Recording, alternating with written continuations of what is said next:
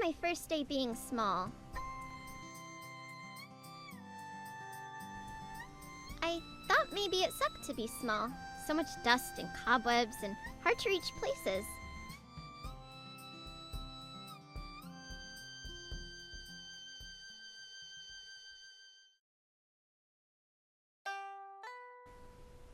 But then I met you.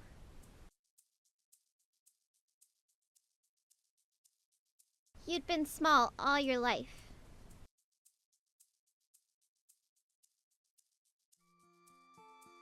I didn't really get it at first.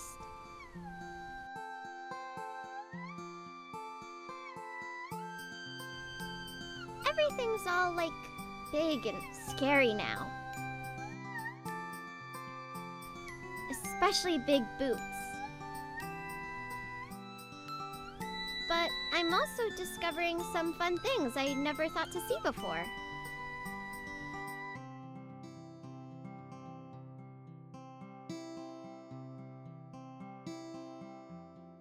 Lovely things.